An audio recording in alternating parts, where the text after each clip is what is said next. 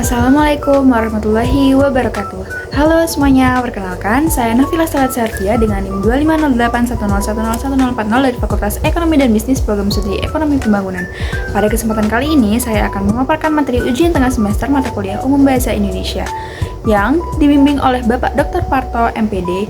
Video ini akan membahas tentang pengertian bahasa, fungsi bahasa Indonesia, pentingnya mata kuliah bahasa Indonesia bagi mahasiswa, hingga konsep-konsep kebahasaan seperti morfem, frasa, klausa, dan kalimat efektif. Yang pertama, pengertian bahasa. Bahasa adalah sistem komunikasi yang digunakan manusia untuk menyampaikan pikiran, perasaan, dan ide melalui bunyi, tulisan, atau isyarat. Bahasa bersifat sistematis, arbitrter, dan produktif. Artinya, bahasa memiliki aturan disepakati bersama dan selalu bisa dikembangkan untuk menyampaikan makna baru. Selain berfungsi sebagai alat komunikasi, bahasa juga berperan sebagai alat berpikir, alat belajar, dan cermin budaya. Melalui bahasa, manusia dapat mengungkapkan identitas dirinya sekaligus membangun hubungan sosial dengan sesama. Yang kedua, fungsi bahasa Indonesia. Bahasa Indonesia memiliki dua kedudukan penting, yaitu sebagai bahasa nasional dan bahasa negara. Kedudukan sebagai bahasa nasional dimulai sejak Sumpah Pemuda pada tanggal 28 Oktober 1928, ketika para pemuda mengikrarkan Kami Putra dan Putri Indonesia menjunjung bahasa persatuan bahasa Indonesia.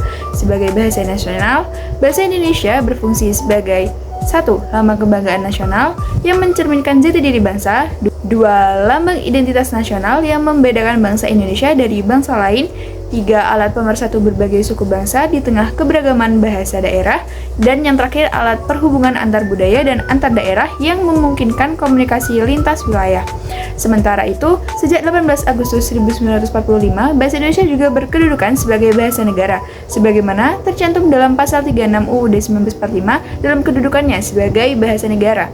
Bahasa Indonesia berfungsi sebagai 1. Bahasa resmi kenegaraan, digunakan dalam upacara dan dokumen pemerintah. 2. Bahasa pengantar pendidikan di seluruh jenjang. 3. Bahasa resmi administrasi, pemerintah, dan pembangunan. Dan yang terakhir, bahasa mengembangkan kebudayaan, ilmu pengetahuan, dan teknologi. Dan pada poin ketiga, pentingnya mahasiswa mempelajari bahasa Indonesia. Mahasiswa perlu mempelajari bahasa Indonesia karena mata kuliah ini bukan hanya soal tata bahasa, tapi juga pembentukan karakter, akademik, dan kemampuan berpikir kritis. Dengan menguasai bahasa Indonesia, mahasiswa dapat berkomunikasi secara efektif, menyusun karya ilmiah sesuai kaidah, dan menyampaikan gagasan dengan kebahasa yang baik dan benar. Selain itu, penggunaan bahasa yang logis dan terstruktur membantu mahasiswa berpikir sistematis serta menumbuhkan kepekaan sosial dan nasionalisme.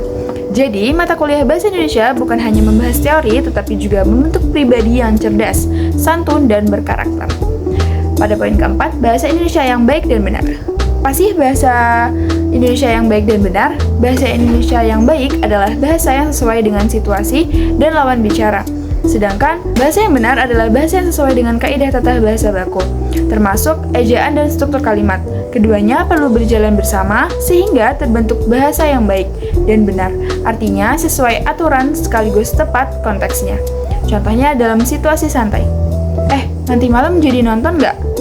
Namun pada dalam situasi resmi, saudara-saudara sekalian, marilah kita menjaga kebersihan lingkungan. Kalimat resmi seperti ini mengikuti kaidah PUEBI dan tepat digunakan dalam konteks formal. Yang kelima, morfem. Morfem adalah satuan gramatikal terkecil yang memiliki makna dan tidak bisa diuraikan lagi. Ada dua jenis morfem. 1.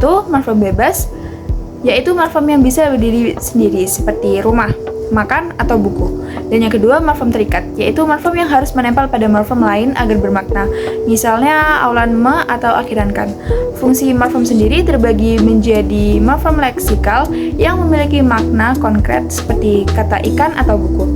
Lalu yang kedua, morfem gramatikal yang memberi makna hubungan tata bahasa seperti imbuhan, ber, ke, atau an. Dan yang keenam, frasa dan kata majemuk. Frasa adalah gabungan dua kata atau lebih yang masih mempertahankan makna masing-masing. Contohnya, rumah besar berarti rumah yang berukuran besar, bukan makna baru. Ciri-ciri frasa, unsur katanya bisa disisipi kata lain dan maknanya masih bisa ditelusuri dari tiap kata. Sedangkan kata majemuk adalah gabungan kata yang membentuk makna baru seperti kambing hitam yang berarti orang yang disalahkan, atau meja hijau yang berarti pengadilan. Ciri khas kata majemuk adalah Maknanya idiomatik atau tidak bisa ditafsirkan dari kata penyusunannya dan tidak bisa disisipi kata lain. Lalu pada poin ketujuh, klausa. Klausa adalah kelompok kata yang memiliki subjek dan predikat. Misalnya ibu memasak nasi. Klausa ini sudah punya makna lengkap, tapi bisa juga menjadi bagian dari kalimat yang lebih besar. Klausa dibedakan menjadi beberapa jenis. Yang pertama, klausa bebas. Klausa bebas ini bisa berdiri sendiri sebagai kalimat. Klausa terikat memerlukan klausa utama.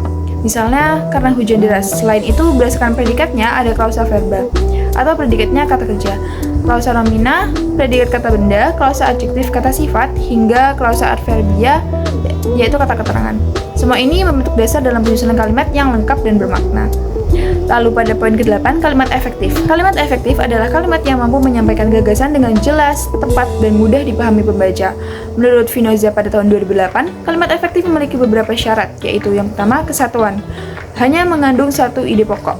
Kedua, kepaduan atau koherensi, setiap unsur dalam kalimat saling berhubungan. Yang ketiga, keparalelan, yaitu bentuk unsur kalimat sejajar dan seimbang. Lalu yang keempat, ketepatan, yaitu penggunaan kata sesuai makna dan struktur. Lalu yang kelima, kehematan, tidak menggunakan kata yang berlebihan. Dan yang keenam, kelogisan, struktur dan maknanya masuk akal. Contoh kalimat efektif, yaitu seluruh peserta ujian diharapkan hadir tepat waktu. Kalimat ini jelas, hemat, dan logis. Bentuk yang tidak efektif misalnya, bagi seluruh peserta ujian diharapkan hadir tepat waktu karena mengandung kata yang tidak perlu. Sebagai kesimpulan, bahasa Indonesia memiliki peran penting dalam kehidupan kita sebagai warga negara sekaligus mahasiswa. Bahasa bukan hanya alat komunikasi, tapi juga jembatan ilmu, budaya, dan identitas bangsa. Dengan memahami konsep seperti morfem, frasa, klausa, dan kalimat efektif, kita bisa menggunakan bahasa Indonesia secara baik, benar, dan bertanggung jawab. Terima kasih telah menyimak video saya, semoga bermanfaat dan menambah wawasan kita tentang bahasa Indonesia.